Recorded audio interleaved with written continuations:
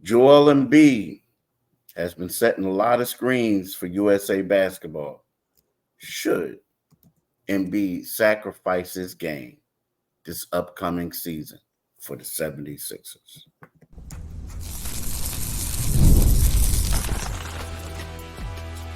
You are Locked On 76ers, your daily Philadelphia 76ers podcast, part of the Locked On Podcast Network, your team every day.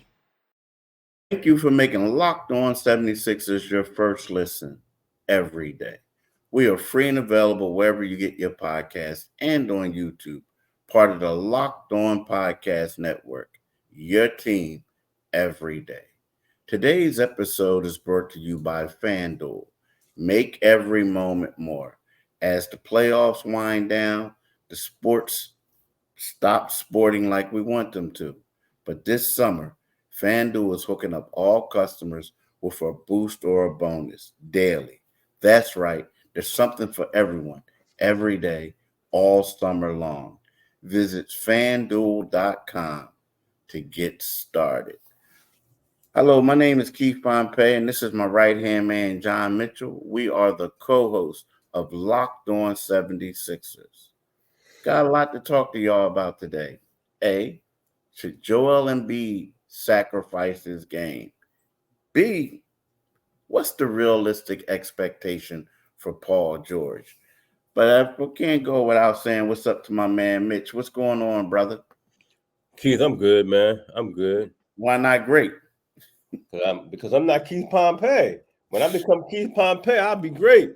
Yeah, okay. You know what's so funny talking about being Keith Pompey? So I'm sitting here, I'm a Giants fan, right? So people people. I saw you posting about them also. Yeah. Yeah. So before we get started, I just gotta say this real quick. So everybody kept telling me hard knocks, check it out, Saquon. Look, I'm gonna be honest with you. I don't like losing Saquon, but I think they did pretty good in the offseason. They lost Saquon, but they got a line now. They got a defensive end in Burns. So I feel like Saquon might be missing out. Huh? And Burns, I was saying Burns is nice. And, they couldn't get all those people if they had Saquon. Yeah, that's true. But I still don't think that the Giants are going to be that good. I mean, as long as y'all are saddled with Daniel Jones, I think y'all gonna have problems. Yeah, they done. They was talking about him like he the franchise. I'm like, come on, y'all, stop it. Look, I look this way. I know a dude, and he gonna get mad. Dude, I went to college with a dude who was a coach with one of Daniel Jones' high school coaches, and he used to tell me how that boy used to walk around and nobody knew who he was. This was even in the hometown. I was like, wow, really? Yeah. So that's just how he is. But enough of that. Joel Embiid. Mm-hmm. Initially, I'm looking at him playing for USA basketball, and I'm seeing him trying to do a lot. Mm-hmm. And he was getting stripped. He was getting fouls. He was doing this and that.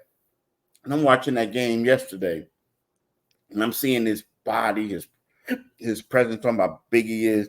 Mm-hmm. Draws a crowd. He was setting screens. And normally you don't see Joel set screens. Like you normally see him get out the way. But he was like, boom, boom. And guys were getting open. He was making the right pass. Mm-hmm. He was doing rim protection. It was kind of sort of like he sacrificed his game for the betterment of the team. Right. And you look at it now and you say to yourself, should Joel sacrifice his game this season for the Sixers? Mitch, I think he should. But I want to know what you guys say about that. Yeah, I just think it's a natural progression of where he should be as a player now. I mean, you figure last year he was average. He had 33 points per game, 34.7 points per game in 39 games, shot the ball extremely well. He's been shooting the ball, he's always in the 50s now, 52% last year, 54% the year before. But he's going to because now there are more options now. Just like he said, he needs more options. He said that at the infamously at the end of the playoffs the year before last, we need more players besides me and James. But now they've got a backup center. They've got depth. They've got Paul George, and I think in order for this team, I mean, every player has to sacrifice his game. I mean, you look at Tatum and Brown. I mean, if those guys didn't have to share the ball the way they do, each one of those guys is 25 points per game. If easily Mm-hmm. by themselves. So I think he has to, and I think he will. And my hope is that he'll do it smartly. He'll be wise about it, and I think he will. I think like the one thing we saw last year with Joel was he became a better passer. He went from 4.2 assists the year before to 5.6, and 4 years ago he averaged less than 3.3 assists per game. So but yeah, he's going to have to do, let's dig up the cliches. He's going to have to do some of the hard hat work, but also I think it benefits him to sacrifice his game, because that way he accept the fact that you don't have to do as much as you have always been asked to do by the team. The Sixers just aren't going to need him. They need him to be dominant. But dominance doesn't necessarily mean, the 34 points per game. If he does, and it doesn't ruin the flow with everybody else, and everybody else is rolling and they're effective. But it is interesting watching the Olympics. He is doing the little things, putting his body in the way. Now he is, yeah. And I think that's a function, Keith, of just being around elite players. I mean, he's. You're out there with LeBron. You're out there with Ant-Man. You're out there with the best the league has. That Anthony Davis of the world, the Steph Currys of the world. So it's all, and the whole philosophy about Olympic basketball is completely different than the NBA. So, but I hope he does bring some of that mindset with him to the regular season. That's what my hope is for him. Yeah, real quick for me, this is what I think. Like, I think that in order to, first of all, it's how much does Joel really want to win? Like, Yeah. I mean, that's the real question. And I get it. I mean, I get it. It's tough to say, you're the man. You would have been a 4-time scoring champion, Mm-hmm. right? And now all of a sudden we got a guy here, and we're saying, hey, we want you to be more of a rim protector, setting screens, sacrificing your game. I mean, I look at it more like, it comes down to basically how much do you want to win? Like, how much do you want to win a chip? Yeah. You look at guys like Kareem, like, when Magic became the guy, Kareem took kind of sort of like a back seat to him. Yeah. But they knew they needed Kareem to win the chip. Right. And guess what happened? Kareem still was an all-star. He still was this and that. Playoff time came. They rode him when they needed to. And I feel like when you look at Joel, if you're worrying about legacy and you're worrying about all this, Joel is arguably the best, if not the second best center in the NBA. Yeah. It's not even close. Right. So he's still going to be an all-star. He's probably still, even with less points, he's probably still going to be voted an all-star starter. At worst case scenario, he'll make it as a reserve. I still think he's going to be voted one, right? Oh, absolutely. Starter, right? So the thing is, in regards to his legacy, the only thing that he's missing is a championship. And if he can do all this to get a championship, and the one thing you said too is going to help him, because guess what? He's not going to have to exert as much energy. He's not going to have to do feel like he got to do everything on his own. And what happens? That enables him to say, knock on wood, to stay healthy for the playoffs. So to me, it makes a lot of sense. I mean, you look at a lot of players who've done that over their careers, but it comes down to, what do you really want? Now, what do you really want? And I feel like if you want a championship, there are certain guys, look at it. Mm-hmm. Look at Ray Allen. He was the man in Milwaukee. Yeah. He goes to Boston, and guess what? He becomes a floor spacer. You know what I mean? You look at people in Miami. Everybody had to take sacrifices. So to me, it comes down to what does Joel want to do, and if he's willing to win a chip as much as he says he is, he'll do that. He'll do that. Yeah, and I think he'll be on board with it. I think, one thing about when you put very good and great basketball players together on the court, they kind of figure it out. He's in a situation now where he's got an ascending towards elite Tyrese Maxey, and he's got a guy who's a multiple-time All-Star, multiple-time All-League. We can talk about that maybe a little bit more on the other side. But right now, let's talk about eBay Motors. Passion, drive, and patience. The formula for winning championships is also what keeps your ride or die alive. eBay Motors has everything you need to maintain your vehicle and level it up to peak performance. It's superchargers, roof racks, exhaust kits, LED headlights, and more. Whether you're into speed, like Keith is, or power, or style, that's definitely Keith if you see him sitting on the sidelines at those Sixers games, eBay Motors has you covered. With over 122 million parts for your number one ride or die, you'll always find exactly what you're looking for. And with eBay Guaranteed Fit, your part is guaranteed to fit your ride every time or your hard-earned money back.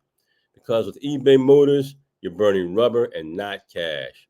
With all the parts you need at the prices you want, it's easy to make your car the MVP and bring home huge wins. Keep your ride or die alive at ebaymotors.com. Eligible items only. Exclusions apply. eBay Guaranteed Fit is only available to U.S. customers. Are you watching Fox Sports or ESPN on your TV all day long? Sometimes you have to turn down the volume with all that shouting. Well, make the switch to Locked On Sports today. A free 24/7 sports streaming channel programmed for you every day to bring you the biggest stories without all the screaming. Locked On Sports Today brings you can't-miss analysis, opinions, and news streaming 24/7 on YouTube or the free Amazon Fire TV channels app, part of the Locked On Podcast Network. Your team every day. Every single day. Do it today, people. Definitely do it today. Look. Before we go any further, don't forget that I told y'all the Sixers are going to be playing in Center, that they're building that arena in Center City. I still seen some reports out there talking about Jersey. Seriously? Yeah. I guess they didn't get the memo. I guess they don't subscribe to the podcast. They better watch the podcast and stop watching those fictitioners. So wow, I don't even want to give it credence. I was about to say who had that, but I ain't even going to give it credence. Here's the deal, man. So we talked about Joel Embiid, should he sacrifice his game, right? Mm-hmm. So with that being said, we look at other roles that players will have. Now, the thing is, when I was talking to sources before the Sixers, during free agency, this was right after I was in the Chicago pre-draft, right? And I spoke to several people, and one source in particular told me that part of the reason why the 76ers like Paul George is because of his ability to handle the ball. Mm-hmm. They look at him and then they say they look at Joel. Joel still has high turnovers. Maxey is still evolving into a pretty good ball handler, right? He's not quite there yet when people blitz him and stuff like this. But whereas PG at numerous stops, he's been able to, initiate the offense and do things like that. Mm-hmm. So with that being said, you look at it and you say to yourself, as good as Maxey is, to me, it seems like he's better when he's playing off the ball at times. Mm-hmm. And it's not a knock at him, but what it does is it enables him to utilize his strengths, getting downhill, attacking, doing other things, as opposed to trying to figure out where teammates are and trying to get them the ball. Right. So when I look at PG, my realistic expectation is having him handle the ball, having him knock down shots, right? Do certain things, and him starring in some of that pick and roll with Joel Embiid, right? That Maxey does, but also, playing stellar defense and doing all the little things. I mean, to me, I feel like when we all look at it and everybody is saying, well, we're going to have Paul George beat the Tobias Harris. We're going to have two, and then you got Paul George on the Tobias Harris.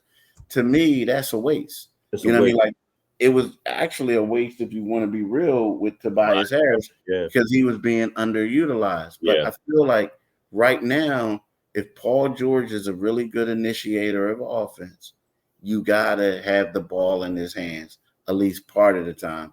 And I also believe that's part of the reason why we haven't seen them go out after a young backup point guard, so to speak, because they feel like they have enough ball handlers right now. Now, they can get a veteran one to help out, but I feel like, someone for the right price, but I feel like they have one in PG. Yeah. So Keith, are you telling me you no longer want to see Joel initiating the offense from 94 feet out? You don't want to see that anymore, man? Listen, bro, I saw Joel get a rebound yesterday and dribble the ball up, and I was so happy when he got to the 3-point line and passed it out. I was just like, nah, bro, this ain't the time. This ain't the time. Good one. It was like the game was late in the game. I was like, yo, this ain't the time, bro. Get rid of it. You don't want to see Joel doing that Nate Archibald impersonation anymore? No. I mean, it's funny. I see that burns people up, and I actually sometimes like it when he initiates the offense. I know I want to see and it doesn't burn me up as much as it burns. I got some family members who are like, get the ball up, get the ball up. But PG, and if you bring PG in here, I mean, he's a guy who's great with the ball in his hands. And I would like to see, because I like Maxey more. I'm just going to always like Maxey more off the ball. I know, Nick Nurse sometimes puts him on the ball, and I get it. I love versatility, but and not to say I want to see Paul George turned into a point guard, but I definitely don't want to see PG in that corner. The second I see him standing in that corner, and that's just not his game, PG's going to float back over, to the elbow. He's one of those guys, and that's going to be interesting to see how he and Joel, because Joel eats that space up in that area all the time when you watch them play. He's not going to need to do that as much. But my expectations for Paul George are that he, and I didn't really give him much thought that he'll be on the ball almost in a point guard capacity at times, but it does make sense.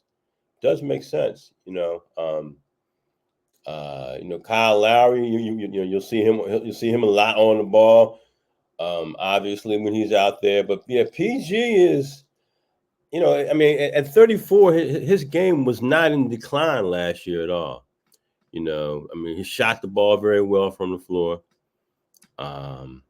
He's still a very good, very, very good defender.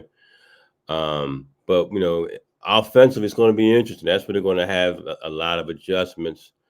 And now that you bring it up, I can see him on the ball a lot. I think that's a strength of his. I think that's a strength of Paul George's. Oh, no doubt. It's definitely a strength of his. It's a major strength. So I feel like that would be, and again, and I'm not saying he's going to be the point guard. Right. But I mean, I don't know. Like, I mean, I don't know enough at this particular stage to say that. But at the same time, I do realize that, he's a really good ball handler, and turnovers and people blitzing Maxey late in games and stuff like that. Again, it's going to be harder when you got PG on the floor and much harder. Much harder. But at the same time, I believe that that's a strength. And let's face it, they're giving this guy a lot of money to do certain things. And so with that being said, I just feel as if that is in their best interest for him to handle the ball part of the time. You look at the moves that they made; they haven't made any real. I mean, they got Kyle Lowry coming back. I mean, you got Jared McCann a little bit, but I don't see that as his role at this particular time. So, Yeah. we'll see. We'll see. We'll see. Like, it should be extremely interesting for him and the 76ers. But yeah, that's that. No, that's that. Yeah. But I will say, right before we go to break, I mean, it's going to be a whole lot harder to blitz Maxi, like you said, with PG out there. It's going to be a whole listen. Blitzing him with PG is a whole lot different than blitzing him with guy from Tobias out there. Yes, it's a whole Man, why lot you different. forget? You forgot the ball already? I'm like the fan base, man. They want to move on from him, but nah. Shout out to Tobias. I think I'm no disrespect intended, but it's a whole world of a difference blitzing Maxi when Paul George is out there. Yo, I'm gonna say this before we go though. You got to give Tobias Harris agent Terrell a lot of credit. There's a lot of dudes out there that all they got is minimum salaries, right? Waiting for them, and they don't want to sign them. They got paid in the beginning. They got their money. They weren't bored. They wasn't BSing, man. They weren't BSing. I was about to slip up. They weren't like, oh no, this and that. Nope. We're gonna get paid. And there's a lot of people out there. Yeah. Like upset because no teams have money. The only team that got money right now that's under the cap is the Detroit Pistons. And so, like, is that you gonna go to Detroit? Like, you know what I mean? Like, it's crazy. It's crazy. You know how that works. If they'll give you if they're not, it's not if they'll build it, they'll come. It's if they got the money, they'll come. They'll get somebody. They'll get somebody, but hey, I need to maintain the shrimp and lobster lifestyle. Exactly. But we can talk about that a little bit. And again, shout out to Tobias because when his career is over, boy, that career earning is going to look splendid. But right now, I am not mad at the brother either. But listen, I love sports, and I love them so much that I never ever want them to stop. And I'm so glad that now you bring up the Giants, that football is right here knocking on our doorstep. But in the meantime, we've got no NBA basketball anymore. And right now we're in that point in the summer where there's a lull. The sports just aren't sporting like I like them to. But FanDuel lets me keep the sports going whenever I want. All I have to do is open the app and dream up bets anytime I'm in the mood. And this summer, FanDuel is hooking up all customers with a boost or a bonus daily. That's right, there's something for everyone every day all summer long. So head over to FanDuel.com and start making the most of your summer. That's FanDuel, official sports betting partner of Major League Baseball. So look, we talked about a couple of things, right?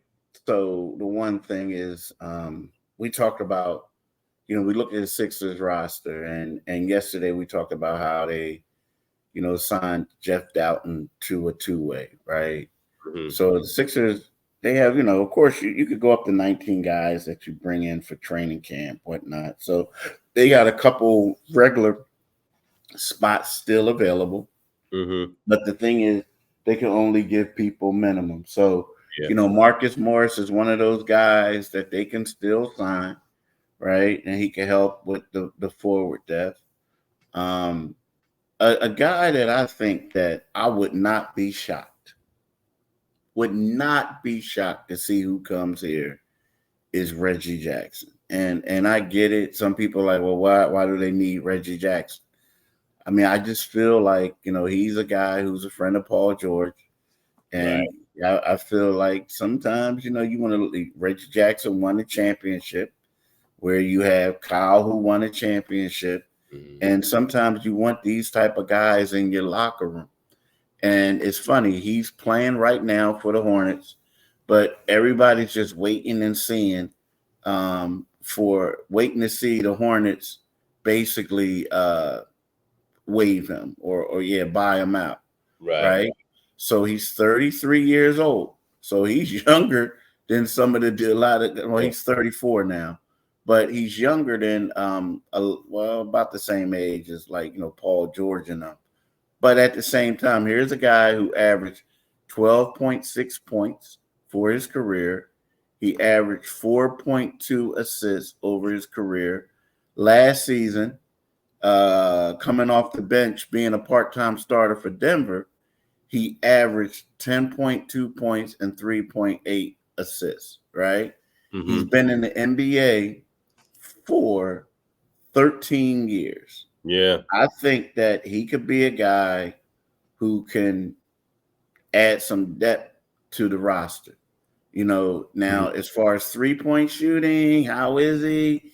He shot 35.9% last year. He's a career 34.5%. So it's nothing like extremely special, right? But at the same time, he has, he's a basketball guy. He's been playing in the league for a while. I hear he's a great locker room guy, things like that. A great guy to deal with the media. I just feel like, he would be, for that price, he would be a good fit for the Sixers. And I expect the Sixers to go after him. Okay.